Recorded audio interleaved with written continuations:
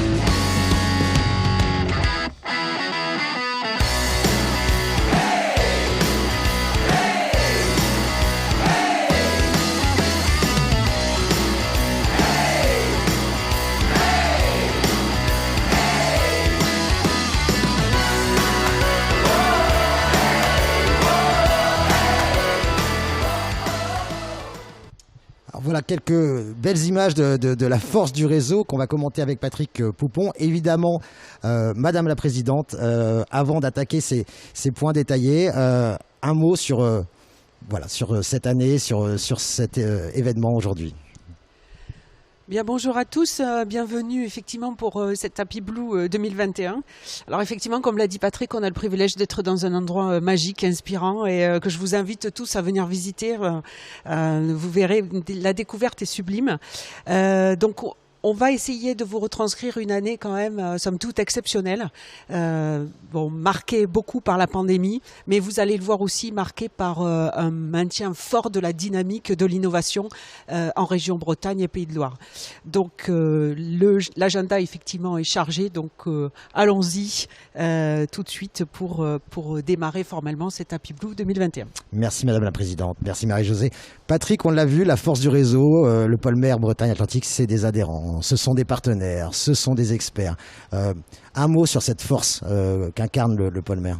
Oui, c'est vrai, le réseau est omniprésent au sein du pôle mer Bretagne Atlantique. Tout d'abord par ses adhérents, hein, donc vous avez vu quelques chiffres, comment la dynamique d'adhésion 2020 le prouve. Il faut rappeler que dans ce réseau, les PME ont une énorme place. Hein, donc sur un peu moins de 400 adhérents, il y a 240 PME. Ne pas oublier les grands groupes, les acteurs de la recherche et de la formation, qui sont indispensables pour l'innovation. Hein. Donc je crois que c'est ça qui fait la richesse du réseau du pôle mer, regrouper des PME, des grands groupes et des acteurs de la recherche et de la formation. Alors, autre un peu spécificité du pôle, toujours en termes de réseau, c'est son club partenaire. Ce club a pour objectif de réunir des acteurs qui ne sont pas membres proprement dit de l'association, mais qui sont intéressés par ou intéressants pour les acteurs de l'innovation. Et en particulier, ils accompagnent nos adhérents dans les phases d'industrialisation et de commercialisation des projets innovants labellisés par le pôle. Alors on peut pas oublier bien sûr la gouvernance du pôle, hein, parce que c'est la tête du pôle, donc gouvernance présidée par Marie-Jo Véron. Cette gouvernance est un conseil d'administration de 26 membres qui se réunit tous les mois. Et donc ce conseil d'administration labellise les projets, définit aussi la stratégie, bien sûr, du pôle. Mais donc cette gouvernance est vraiment investie dans le fonctionnement et contribue à l'animation du réseau. Alors là, c'est un peu la tête du pôle, cette gouvernance. Après, il faut les bras. Et les bras, c'est l'équipe opérationnelle. Dans notre jargon, on l'appelle l'équipe d'ingénierie et d'animation, qui est composée de salariés et de mise à disposition par les adhérents. Ça, c'est assez original. Ce qui nous permet d'avoir une force de 18 équivalents temps plein au sein du pôle. Et cette force nous permet de couvrir tout notre territoire. Nous sommes présents dans tous les bassins d'emploi maritimes de notre territoire, que sont les deux régions, Bretagne et Pays de la Loire. Et également de couvrir toutes les thématiques. Vous avez vu les 6 thématiques sur lesquelles le pôle travaille, et nous avons donc des expertises grâce en particulier à ces mises à disposition dans toutes ces thématiques. Donc il faut noter une particularité aussi du pôle mer Bretagne Atlantique, c'est sa collaboration avec le pôle mer Méditerranée, qu'on appelle notre frère jumeau. Depuis notre lancement maintenant il y a près de 15 ans, nous travaillons ensemble, et là il y a vraiment un effet de réseau. Quand il s'agit de parler d'innovation maritime à Paris ou à Bruxelles, on parle d'une seule voix, donc c'est vraiment, vraiment important. Et pour finir, peut-être ce qui symbolise bien aussi le réseau, cette intégration du pôle dans son écosystème, c'est le comité stratégique qui a été lancé en 2020, qui réunit tous les contributeurs du pôle, qui soient financiers, donc les acteurs publics, collectivités territoriales et États, mais aussi à nouveau les adhérents qui mettent à disposition du personnel. Donc ce comité stratégique renchérie par des invités tels que le préfet maritime ou le président du cluster maritime français, réfléchit à l'avenir du pôle et donc fait des contributions, valide des orientations. Donc voilà, tout ça fait que le réseau, le pôle est un réseau fort et qui pèse dans l'innovation maritime. Effectivement, on le voit bien. Alors, un petit mot également. Nous sommes en live streaming. Vous avez évidemment l'opportunité, pour ceux qui le disposent, de poser vos questions par chat. On essaiera d'en répondre peut-être à quelques-unes en direct, voilà, si le temps le permet. Mais quoi qu'il en soit, on vous répondra aussi ultérieurement à l'émission. Donc, n'hésitez pas à poser des questions. Un numéro de SMS également pour ceux qui n'ont pas accès au chat. Voilà, il y a un numéro de SMS. N'hésitez pas. On récolte aussi les questions en régie et on nous les passera hors antenne. Merci Patrick Poupon. Je vais accueillir tout de suite à votre place, Cyril Boissy. Cyril Boissy, installez-vous tranquillement. Patrick, on te retrouve tout à l'heure évidemment. Cyril Boissy, installez-vous. Vous êtes responsable d'unité commerciale balise temps fréquence chez Searlinks. Et vous allez effectivement pouvoir nous faire partager votre expérience finalement du pôle mer Bretagne-Atlantique. On va regarder tout de suite un sujet pour positionner effectivement le pôle mer au cœur des projets, au cœur de l'innovation. On va regarder comment cela se passe. Sujet.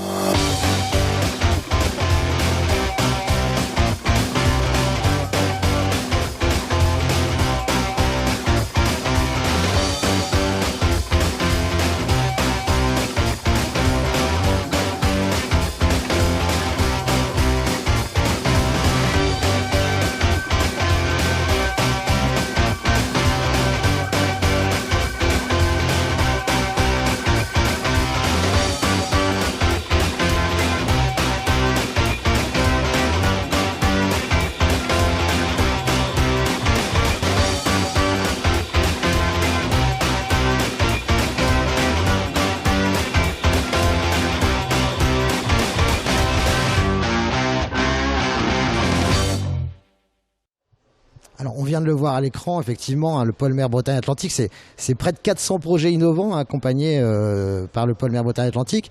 Cyril Le Boissy, Searlinks est une société porteuse de nombreux projets d'innovation, évidemment, et vous avez eu effectivement de nombreuses relations avec le pôle, notamment en termes d'ingénierie de projet. Vous êtes le bon interlocuteur pour nous témoigner de cet accompagnement du pôle, je crois. Oui, bonjour à tous. Merci de nous inviter pour un témoignage. On est toujours ravis de pouvoir partager un petit peu avec les adhérents, les auditeurs, l'expérience qu'on a avec le pôle.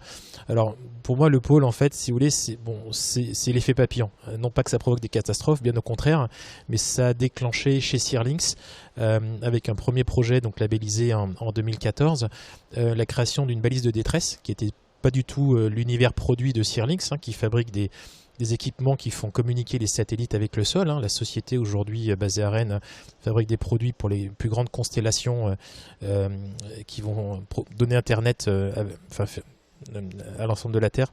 Donc cette innovation, elle est centrale chez Searlinks, et le pôle nous permet de diversifier en fait nos activités, transposer nos savoir-faire vers des domaines qui ne sont pas forcément pressentis au départ chez Searlinks. Et c'était le cas de cette balise de détresse.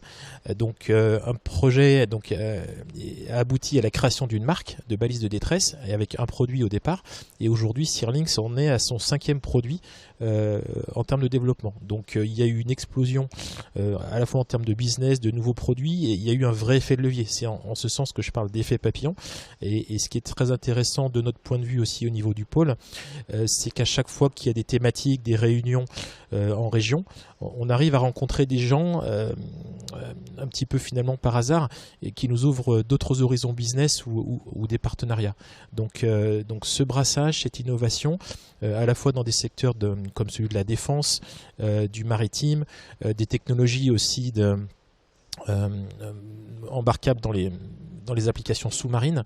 Voilà, tout ça, ce sont des projets qui sont assez différents du spatial, mais pour lesquels Searlinks a pu développer des produits finalement au travers de différentes relations pilotées un petit peu par le pôle, quelque part. Donc c'est un vrai accélérateur et une bonne étincelle.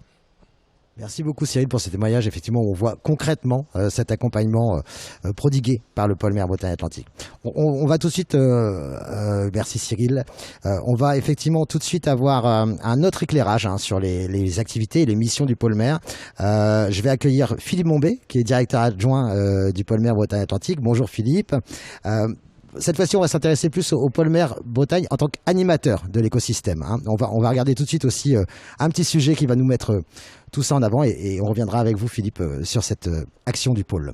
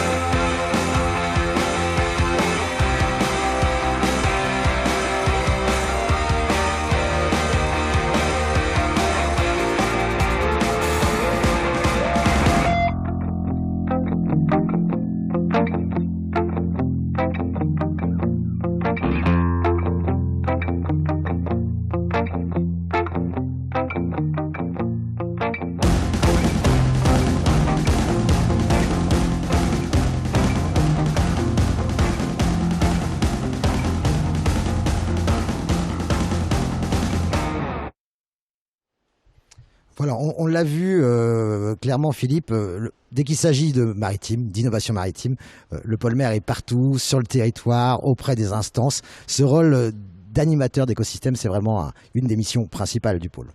Oui, en effet, l'animation et l'accompagnement de nos membres est vraiment notre motivation. Elle se décline sur 4 niveaux. Le niveau régional d'abord, qui reste le barycentre de notre animation sur le terrain. La vidéo le montre bien, il y a un certain nombre d'outils, de réunions qui sont mises en place pour faire émerger les projets d'innovation maritime. C'est vraiment notre motivation. Et on fait ça en bonne intelligence avec les autres acteurs de l'accompagnement, et notamment les technopoles qui, eux, accompagnent les entreprises. Nous, on est plutôt sur la partie projet. Ça, c'est pour la partie régionale, même si 20% de nos membres sont hors de notre territoire Bretagne et Pays de la Loire, mais on accompagne quand même l'ensemble à travers ces animations régionales, et on a une forte représentation aussi au niveau national. Ça vous aura pas échappé que l'économie bleue est un petit peu au centre de tous les intérêts à l'État. On a vu la renaissance du ministère de la Mer il y a peu, et il y a aussi les comités stratégiques de filière, dont une filière est dédiée à la mer, la filière des industriels de la mer, et là le pôle a un rôle particulier dans le copilotage des feuilles de route d'innovation maritime dans ce cadre de ce comité stratégique de filière. On s'occupe de la partie, ce qu'on appelle Green Ship, le bateau du futur plus respectueux de l'environnement, mais aussi on est impliqué sur tout ce qui touche aux Smart Ships, Smart Yards et Smart Offshore Industries, avec des acteurs majeurs comme France Énergie Marine ou le pôle mer Méditerranée ou encore le pôle de compétitivité EMC2. On a aussi un focus au niveau national assez important avec une convention avec le ministère des Armées, notamment l'Agence d'innovation de défense. Ça, c'est très important. C'est un thème qu'on avait, on va dire, officiellement affiché dans notre phase 4, et c'est quelque chose qui prend de plus en plus d'ampleur.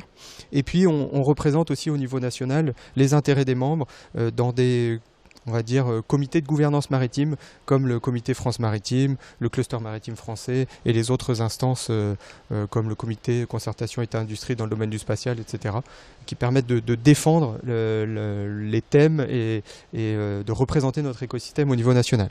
Et il nous reste deux autres niveaux qui sont aussi importants et qui font rayonner les membres du pôle. C'est la partie Europe. Donc les financements européens sont très importants aujourd'hui. Et là, le pôle a un petit peu une double position.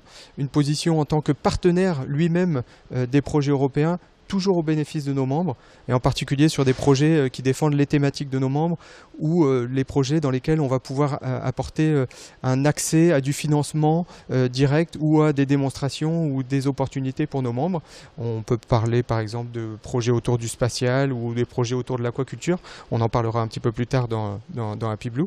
Et puis on accompagne aussi nos membres à aller chercher du financement européen. Et ça se fait en bonne intelligence également avec les technopoles pour les aider à digérer l'information qui descend de l'Europe et à mieux appréhender les opportunités qui peuvent être fournies par l'Europe.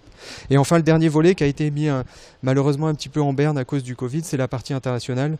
On aide également nos membres à s'internationaliser.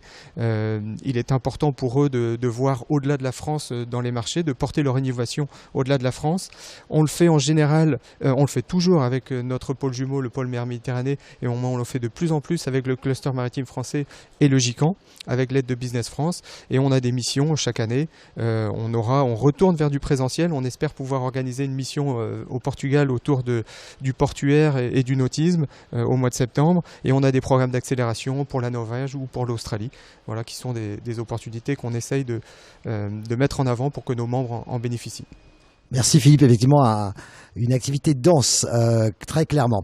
Alors évidemment, nous sommes dans cette première partie du Happy Blue aussi dans une assemblée générale statutaire, Madame la Présidente, et du coup on a évidemment des rapports financiers à présenter aux adhérents, évidemment.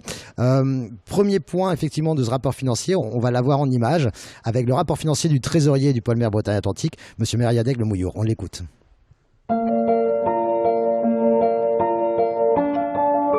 Bonjour.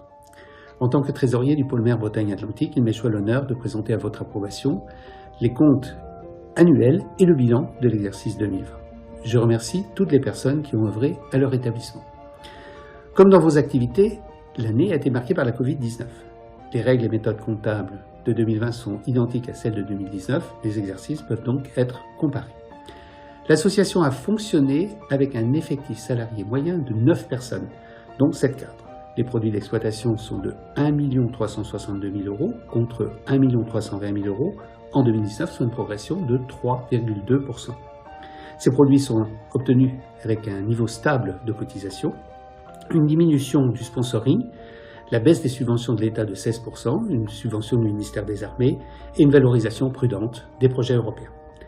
Les contributions sous forme de mise à disposition s'élèvent à 705 000 € contre 695 000 € en 2019.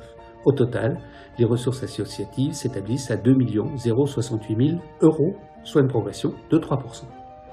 Les charges d'exploitation sont quasi stables et s'établissent à 1 241 000 €. Le poste principal est constitué par les charges de personnel pour 735 000 €.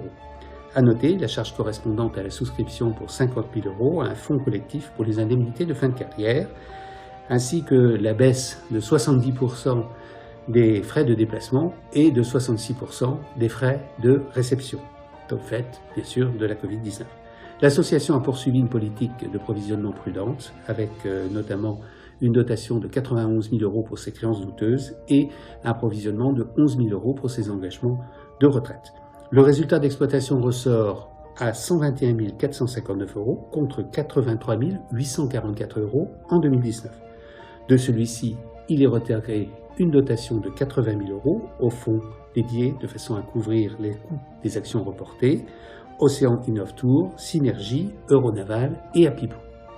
Le résultat net de l'exercice est donc de 41 822 € et la trésorerie de 431 958 €, soit 4 mois de fonctionnement.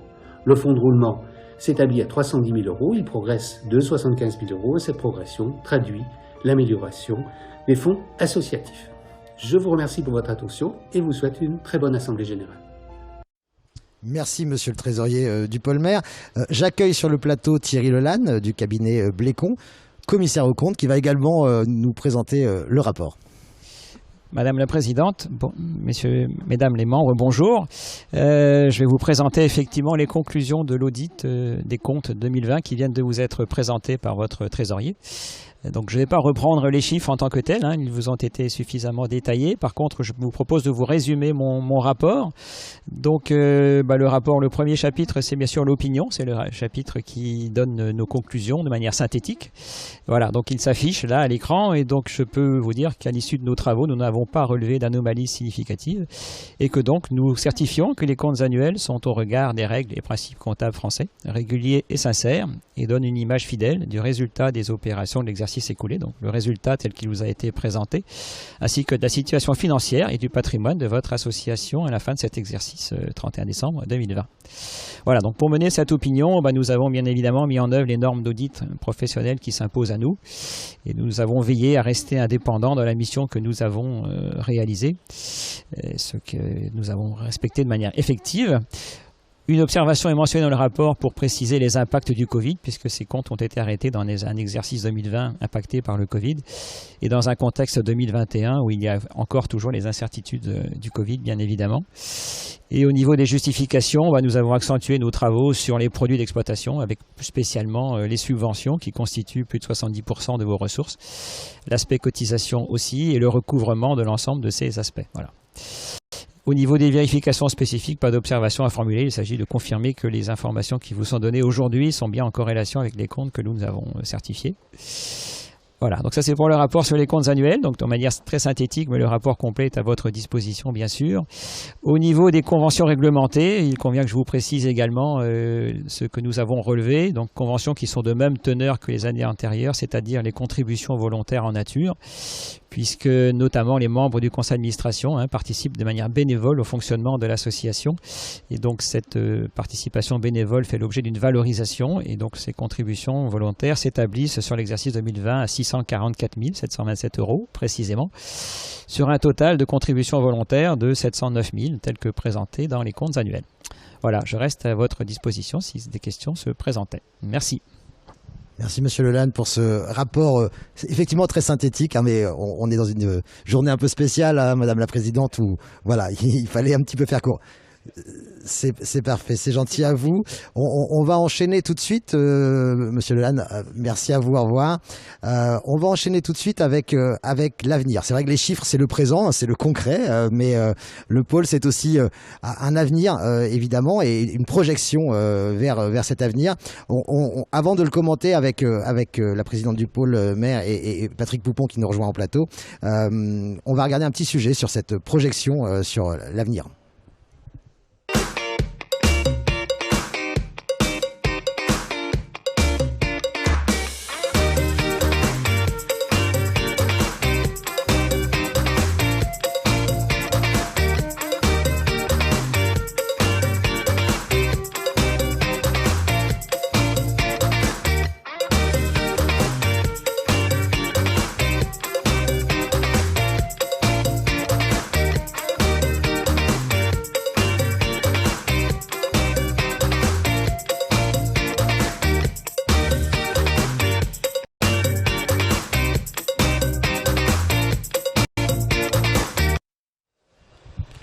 Alors, on l'a vu, Madame la Présidente, l'avenir, il y a du pain sur la planche. Les grandes transitions, le plan de relance, l'après-phase 4, hein, beaucoup de pain sur la planche pour vous.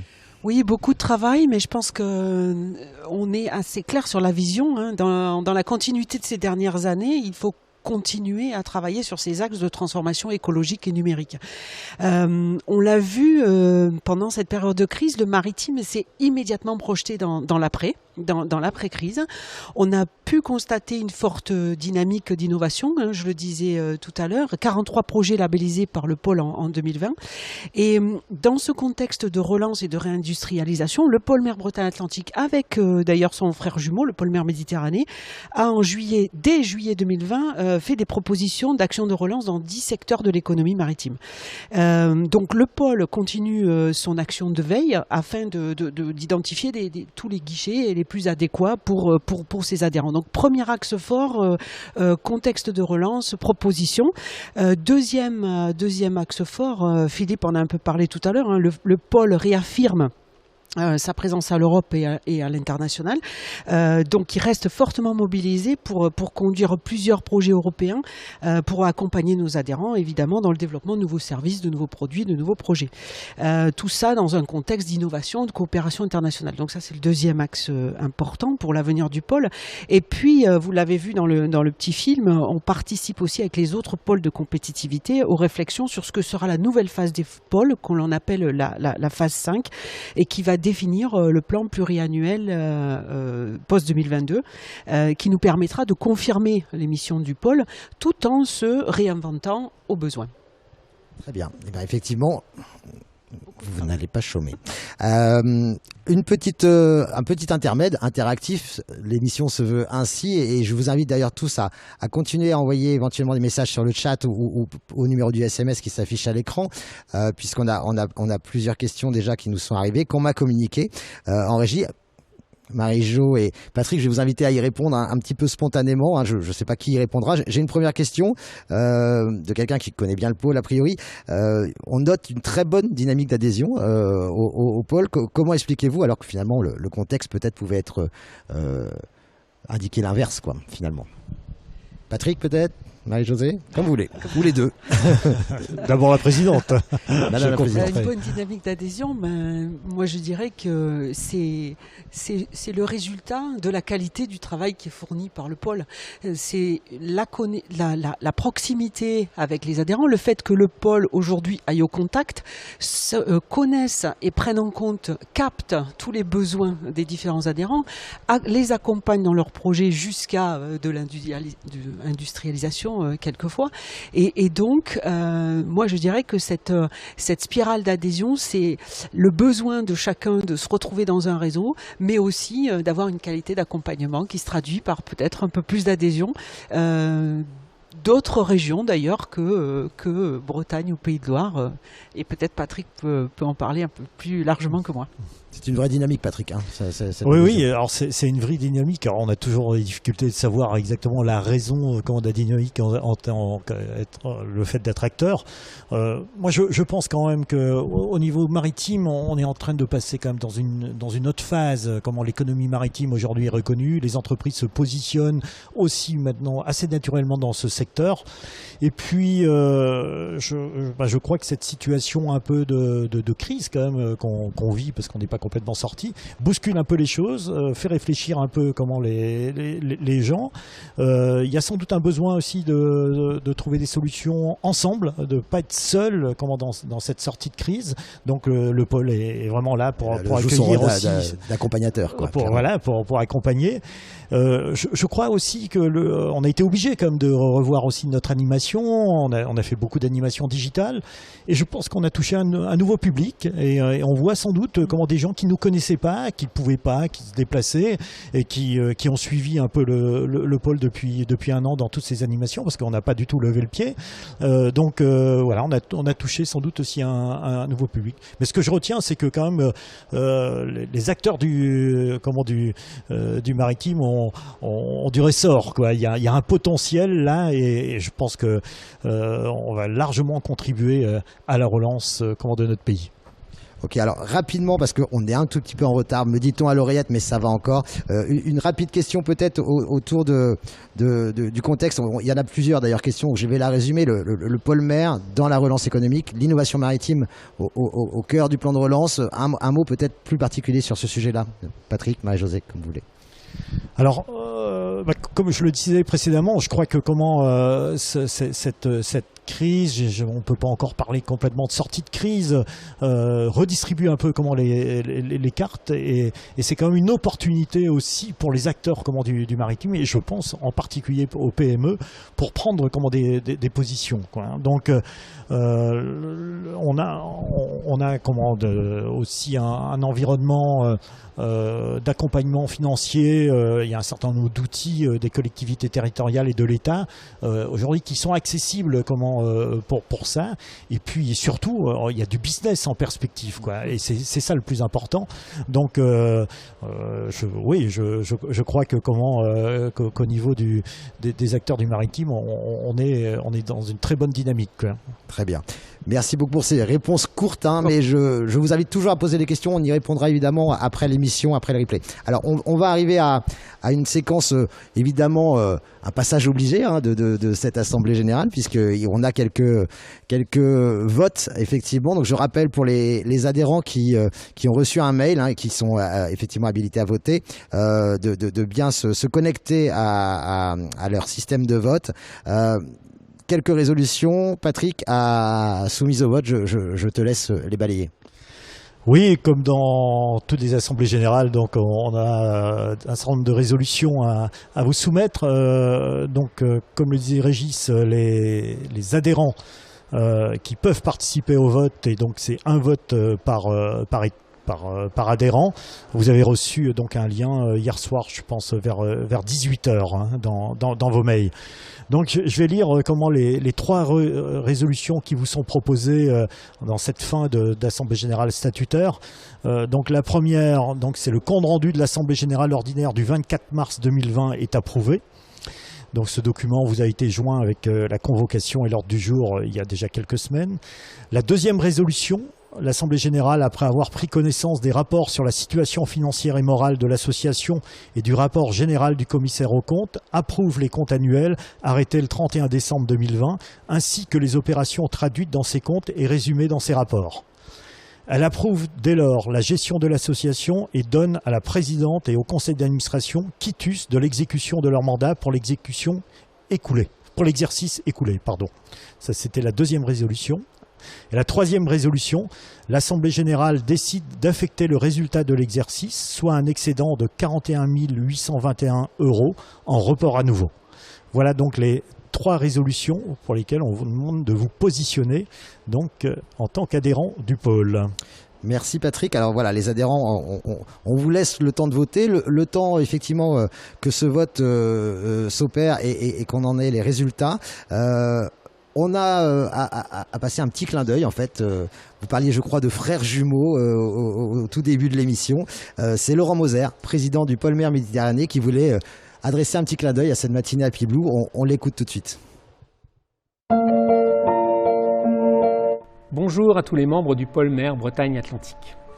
Depuis plus de 15 ans, les pôles collaborent de manière unique et exemplaire, et 2020 ne fait pas exception à la règle. Nos structures ont à nouveau œuvré ensemble pour animer l'innovation maritime. Dans le cadre de cette crise sanitaire et économique sans précédent, les pôles mer ont réagi très tôt en contribuant activement au plan de relance, en rédigeant et diffusant auprès des ministères 10 propositions concrètes pour soutenir nos entreprises, mais aussi en participant aux différentes task force.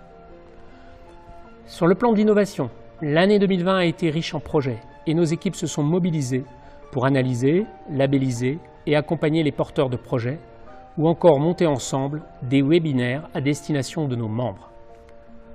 Nous avons également porté des messages forts auprès des différentes filières et en particulier au sein de la filière des industriels de la mer, en animant activement les feuilles de route Smartship et Greenship qui servent de socle pour la construction de la stratégie d'accélération du programme d'investissement d'avenir, PIA 4, sur le volet décarbonation et digitalisation du transport maritime.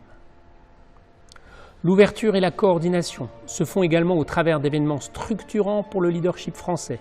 Et pour la première fois depuis sa création, la conférence internationale FOAT, dédiée à l'éolien offshore flottant, organisée par le pôle mer Méditerranée et France Énergie Éolienne, se tiendra en novembre en région Bretagne, avec le soutien du pôle mer Bretagne-Atlantique. Enfin, 2020 a aussi permis de sceller nos liens grâce à la création d'une joint venture entre les deux pôles qui permet d'assurer une représentation unitaire dans certaines instances au niveau national et européen et d'affirmer nos savoir-faire uniques dans l'innovation maritime. Voilà, alors le clin d'œil du frère jumeau, le pôle mer Méditerranée. Merci à vraiment à Laurent Moser de nous envoyer ce petit message venu du sud de la France. J'accueille Philippe Mombé qui revient avec nous en plateau, directeur adjoint du pôle mer. Le temps que les votes effectivement soient comptabilisés, on a déjà à présenter, Philippe, je crois, le nouveau conseil d'administration, avec effectivement différents collèges, alors qu'on va balayer à l'écran. On va aller sur le premier collège en régie. Merci. Exactement, merci beaucoup. Donc j'ai le privilège d'annoncer les résultats en ces temps électifs des nouveaux élus au conseil d'administration. Donc premier collège grand groupe. Donc sont élus donc Sercel, la SNEF, l'agence navale de Bretagne, Sofrecide Engineering et le groupe Roulier. Voilà pour le. C'était le premier collège effectivement des grands groupes. Le deuxième collège. Alors pour le deuxième collège, on va voir comme nouveau administrateur Finistère Mervent, RT6, la société Eodine et puis Jeps Techno. Très bien. Troisième collège. Troisième collège, donc les nouveaux élus sont l'ENSTA Bretagne, l'IFREMER, l'Université de Bretagne Sud et l'Université de Nantes, représentée là par le CNRS, l'IUML, l'Institut universitaire mer et littoral. Et enfin, il reste un collège, me semble-t-il. Oui, quatrième collège, organisation professionnelle, donc Technopole Brest-Thiroise, Audelor Lorient Technopole, qui est le deuxième administrateur, et puis la CCI métropolitaine Bretagne-Ouest, qui est également à nouveau élue pour ce nouveau conseil d'administration. Voilà pour cette première partie. Parfait. Alors, a-t-on eu entre-temps, les adhérents ont-ils bien fait leur travail Tout à fait. Donc, le vote des résolutions. Les votes ont eu lieu, les adhérents ont voté et les 3 résolutions sont approuvées à l'unanimité. Parfait. Tout a fonctionné. Incroyable cette activité aujourd'hui. Madame la Présidente, un petit mot de la fin de cette première séquence Happy Blue avant de passer à notre Blue Challenge. Un mot de la fin avec, je crois aussi, un petit clin d'œil. Enfin, je vous laisse conclure. Alors, déjà, merci à tous, tous les adhérents qui contribuent un peu plus chaque jour à la dynamique d'innovation maritime française. Merci à vous, les chers administrateurs, et en particulier pour votre assiduité au conseil d'administration et au bureau. À toutes les personnes qui sont mises à disposition par les différentes institutions, les métropoles, le monde académique ou les entreprises. À tous les membres du club partenaire, évidemment, fidèles, qui supportent toutes les initiatives et les animations et les projets. Et puis enfin un grand merci à toute l'équipe du pôle mer pour son engagement sans cesse renouvelé, on le dira jamais assez. Alors je pense que je ne peux pas terminer cet Happy Blue sans rendre hommage à quelqu'un qui a marqué le pôle mer Bretagne-Atlantique, et je crois qu'on a un petit film et effectivement, on va découvrir avant cette que je personnalité. puisse commenter Voilà. derrière cet hommage.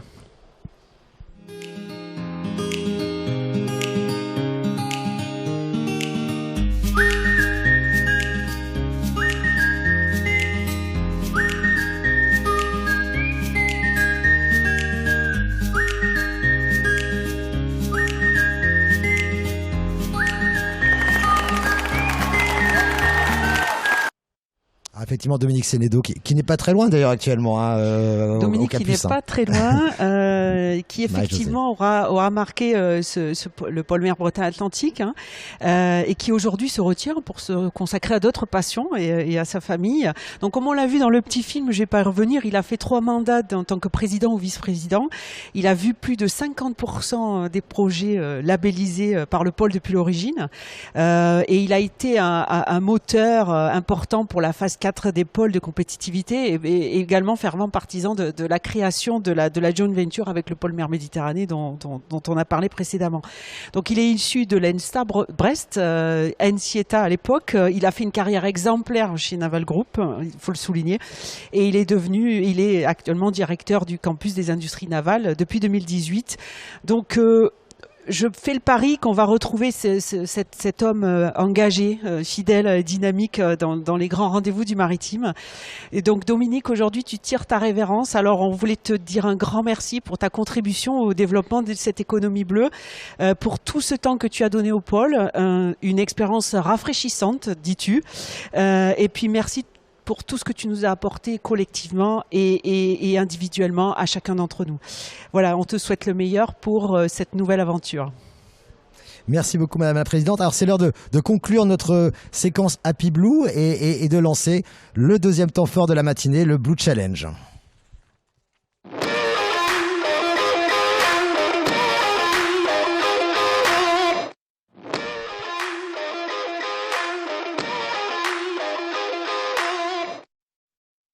Alors, on attaque cette deuxième partie, le Blue Challenge, effectivement, ce concours de l'innovation maritime. Évidemment, un concours, Patrick, organisé aussi, alors, dans peut-être quelques conditions particulières. Oui, vous pouvez enlever le masque en plateau, nous sommes assez loin pour se le permettre. Patrick, quelques mots peut-être sur le concours et sur le format de cette année, avant de découvrir, bien sûr, les films des nominés. Oui, donc Blue Challenge, un concours donc en partenariat avec le Crédit Mutuel Arkea pour l'année 2021. Donc comme les années passées, ce Blue Challenge a pour objectif de récompenser l'innovation maritime parmi les membres et les projets du pôle. Donc cette année, nous avons sélectionné 5 nominés. Donc ce sont des projets labellisés qui ont connu une actualité particulière en 2020. Et ces nominés ont été sélectionnés d'une part par le conseil d'administration et par l'équipe opérationnelle du pôle. Donc le vote était ouvert au grand public entre le 16 et le 23 juin, donc une grosse semaine, et a connu un fort succès parce que près de 700 votants ont exprimé leur choix. Très bien. Donc alors les nominés, je vais les citer. Tu les cites et après on va regarder leur présentation. Voilà. Donc alors les nominés sont Gypsy, ce sont des voiles d'avant rigides pour marcher de paquebots de nouvelle génération par Multiplast. VPM, valoriser les petites moules par Mitilimer. Farwin, des navires drones hydro-éoliens pour la production de carburant renouvelable par Farwin. Mobiltox, développer une solution innovante d'analyse en temps réel de la toxicité de l'eau par le GPEA. Et enfin, Calib, capteur aérien léger couplé lidar hyperspectral pour la mesure de la bathymétrie et de la cartographie de la nature des fonds par Hightech Imagine. Alors le plus simple, merci Patrick pour l'exercice, le plus simple c'est de découvrir tout ça en images bien sûr. On regarde les films des nominés.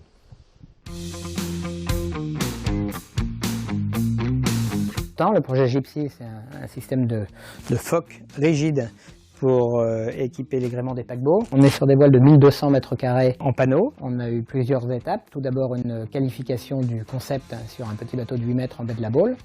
À partir de là, on a fait une voile un peu plus ambitieuse qui a navigué sur le bateau de Jean Le Cam qui est d'ailleurs parrain du projet. Puis la voile du bateau de Jean Le Cam a été complétée pour naviguer sur un paquebot à voile.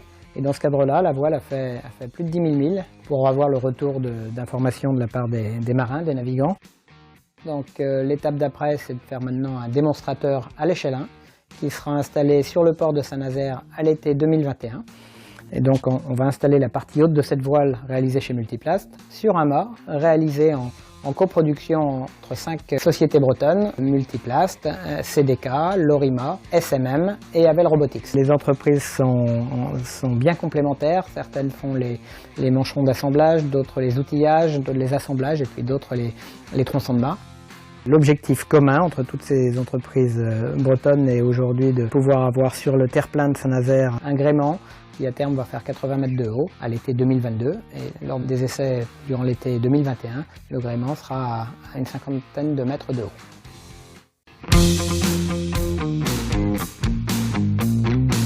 Il faut savoir que lorsque vous mangez des moules de bouchot, 20% des moules qui ont été récoltés sur le pieu par le multiculteur n'ont pas fini dans votre assiette à cause de leur taille trop petite.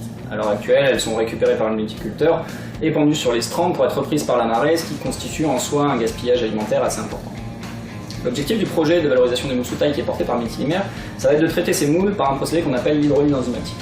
L'hydrolyse enzymatique, c'est un procédé qui est assez largement utilisé sur les coproduits de poissons à l'heure actuelle et qu'on a développé et breveté pour être utilisé plus spécifiquement sur les moules. On va récupérer les moules sous taille, on va les mettre dans un bain d'eau chaude sous agitation auquel on va rajouter des enzymes qui vont venir découper les chaînes protéiques pour solubiliser les chairs de moules dans l'eau. On va récupérer après séparation d'un côté un jus protéique avec un arôme puissant de moule qu'on va pouvoir utiliser dans des préparations agroalimentaires à base de produits de la mer, comme par exemple de la soupe.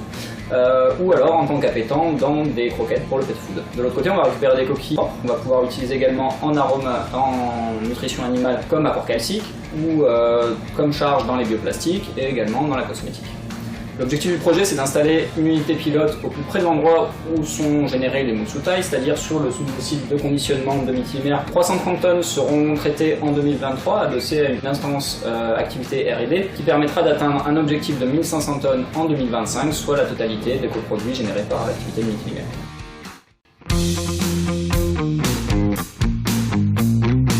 Je m'appelle Arnaud Poitou, je suis président et cofondateur de la société Farouin Energy. Cette société a été créée en 2020 et ce n'est pas un hasard. Nous pensons que 2020 restera dans l'histoire de l'humanité comme une date charnière. Probablement pas à cause du Covid. Plus certainement parce que pour la première fois, l'ensemble de la planète se mobilise sur un projet commun, celui de lutter contre le réchauffement climatique. Farouin fait le constat que l'énergie du vent pourrait, à elle seule, permettre de satisfaire sans émission de carbone l'ensemble des besoins en énergie de l'humanité. Pour autant, l'essentiel de cette énergie se situe aujourd'hui en haute mer, à un endroit où aucune technologie actuelle ne permet d'aller récupérer cette énergie. C'est pour résoudre ce problème que nous avons développé une nouvelle technologie constituée d'un voilier, une centaine de mètres de long, qui, propulsé par le vent, est freiné sous sa coque par des hélices qu'on appelle des hydroliennes, qui fabriquent de l'électricité. Et cette électricité est ensuite stockée, soit dans des batteries, soit sous forme d'hydrogène par électrolyse, soit éventuellement même en faisant réagir l'hydrogène sur du CO2 préalablement capté pour fabriquer un carburant de synthèse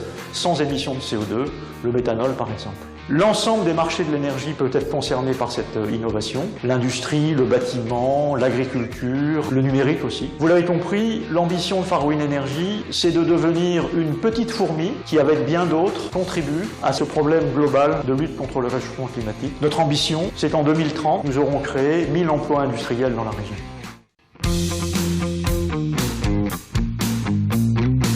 Aujourd'hui, pour évaluer la qualité des eaux de mer, il est nécessaire de prélever des échantillons sur le terrain, puis de les confier à un laboratoire afin qu'il réalise les analyses. Ces opérations peuvent prendre du temps, en général plusieurs jours sont nécessaires pour avoir l'information. Imaginez maintenant que l'on dispose d'un outil capable de fournir ces informations sur le terrain, rapidement, est dédié spécifiquement à la surveillance des écosystèmes marins. C'est tout l'enjeu du projet MobileTox. MobileTox est un projet européen qui fait intervenir 4 partenaires. 2 partenaires universitaires, roumains, et 2 partenaires français, nous et une entreprise. Ce projet vise à relever 2 défis. Le premier concerne l'évaluation de la qualité des eaux océaniques. Pour cela, nous allons utiliser des capteurs biologiques, des bactéries ou des enzymes, qui, au travers leur activité, vont nous renseigner quant au niveau de toxicité présent.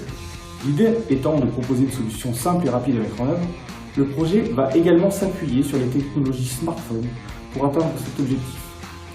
Le second défi porte sur l'échantillonnage, ou faire le prélèvement. Pour répondre à ce second verrou, nous allons concevoir un drone préleveur instrumenté.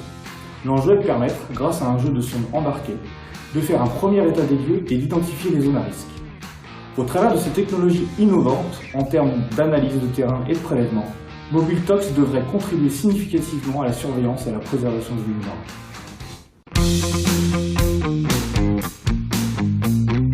CALIB signifie capteur aérien léger couplé lidar hyperspectral pour la mesure de la bathymétrie et la cartographie de la nature des petits fonds.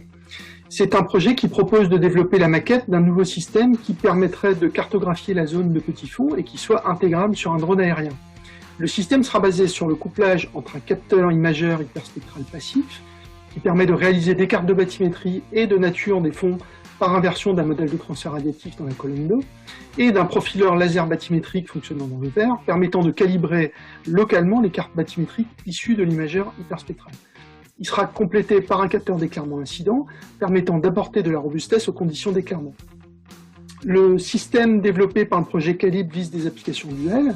D'abord la fonction REA, Rapid Environment Assessment, pour des applications de défense en zone côtière, et il vise également des applications civiles, d'hydrographie générale et de cartographie environnementale littorale. Le projet CALIB est porté par la société Hightech Imaging, localisée à Brest, en collaboration avec un laboratoire de l'ENSTA Bretagne. Il fait en plus intervenir la société Sansup, filiale de l'Unibird, en sous-traitance d'Hightech Imaging.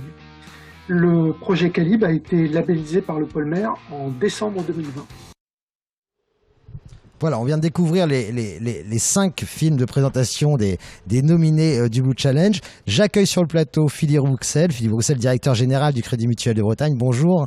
Bonjour. Le Crédit Mutuel de Bretagne, évidemment, un partenaire du Polmer Bretagne Atlantique, un partenaire d'ailleurs de cette matinée spécifiquement aussi, du Happy Blue et du Blue Challenge. On va découvrir dans un petit film que vous nous avez fait parvenir, effectivement, le sens de cet engagement du Crédit Mutuel de Bretagne auprès des acteurs maritimes. On regarde tout de suite en images.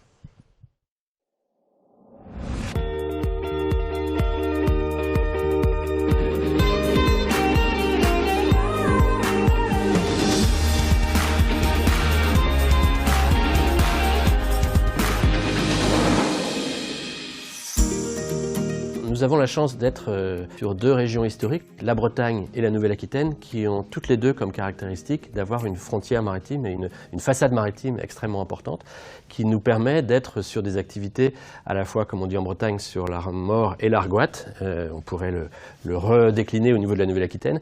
Et nous sommes donc dans une obligation et dans une culture historique d'être véritablement sur ces activités maritimes qui structurent notre activité économique de tout temps et qui nous obligent à développer encore plus nos solutions d'accompagnement pour ces filières maritimes qui sont inhérentes à nos 2 régions.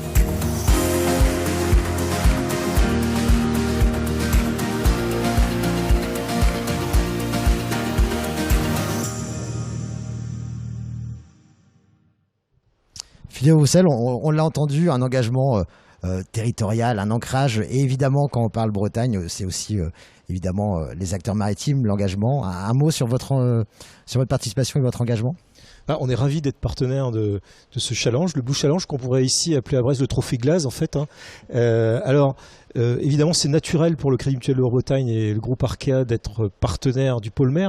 D'ailleurs, nous sommes partenaires depuis 2014. Et derrière ce partenariat, il y a vraiment une logique.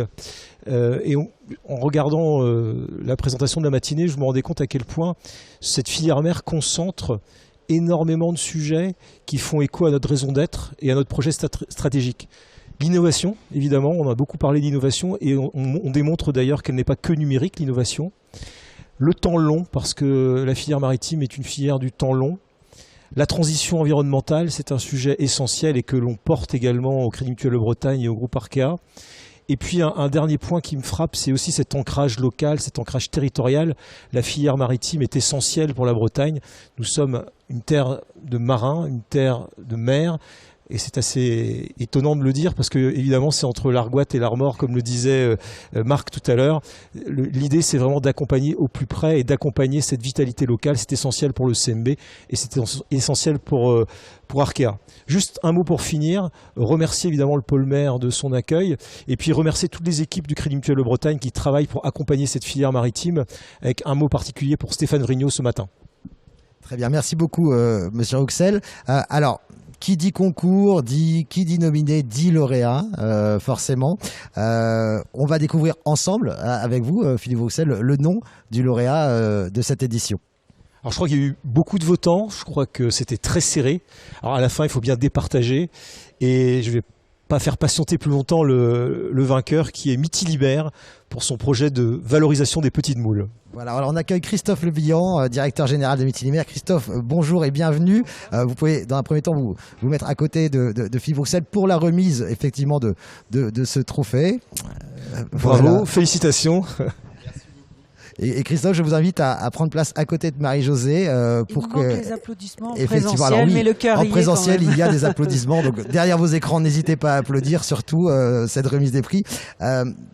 Christophe Lebihan, un mot du coup sur l'innovation et sur votre réaction tout simplement à ce prix. Non, déjà une grande fierté par rapport au travail des équipes parce que c'est un travail, vous avez parlé de temps long.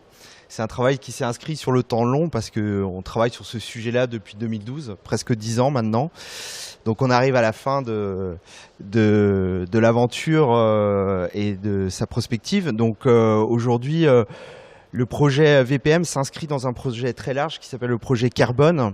Et l'ambition du groupe aujourd'hui est d'être la première entreprise agroalimentaire à avoir un bilan carbone négatif. Voilà. Donc pour ça, on avait une problématique, c'est qu'on rejette 20 à 25% de ce qu'on produit par défaut de taille. Donc c'est un peu plus qu'un coproduit, parce que finalement c'est un produit qui n'est pas encore arrivé à maturité. Et donc on a réussi, grâce à cet hydrolysat enzymatique, à trouver une solution pour traiter l'ensemble de nos produits et de les valoriser. Voilà. Donc c'est une grande fierté. On a un attachement tout particulier au pôle mer, parce qu'on a plusieurs sujets avec le pôle mer, notamment au niveau industriel. On travaille sur un projet en partenariat avec le Portugal, donc voilà des choses très intéressantes. Puis je suis très fier aussi que ce soit Arkea, parce que Arkea, via Isabelle Bouedo, qui nous suit, a été la toute première banque à nous faire confiance sur ce sujet-là, donc voilà, très grande fierté. On est en famille finalement, quasiment. Parfait, merci beaucoup Christophe Lebihan. Je crois que de toute façon on va vous retrouver dans une table ronde du Blue Innov Live tout à l'heure, puisque on profite de votre présence pour ce prix. Marie-Josée Véron et également un petit remise également. Bravo déjà pour ce projet collaboratif et transformant. C'est créateur d'emplois, donc je pense qu'on a coché là toutes les cases. Je vous remets au nom du pôle mer le magnifique livre d'Erwan Le Bourdet, qui est aussi un des partenaires du pôle, et voilà, qui vous donne un petit souvenir de votre passage et de votre finale finalement. Voilà. Merci beaucoup. Je crois qu'il est temps de conclure. Cette première partie, un grand merci à Brestheim et à Oceanopolis de nous avoir reçus dans ce magnifique lieu d'exception. Merci à tous. Merci à tous les contributeurs, évidemment, de la bonne marche du pôle, encore une fois. Merci aux équipes qui nous ont aidés à préparer cet AG. Et puis, je vous souhaite une bonne fin de journée à tous et au plaisir de vous revoir très, très bientôt tous ensemble. Merci beaucoup. C'est l'heure effectivement de conclure cette deuxième séquence. Nous avons fait l'Happy Blue, nous étions au Blue Challenge. Aujourd'hui, je vais laisser la main à Lucie Letredoux de notre magazine partenaire Le Marin, et à Jade Quinton qui nous attend, je crois, à l'extérieur cette fois-ci pour lancer la deuxième édition du Blue Innov Live, le magazine de l'innovation maritime. Merci à tous et je vous laisse entre de bonnes mains.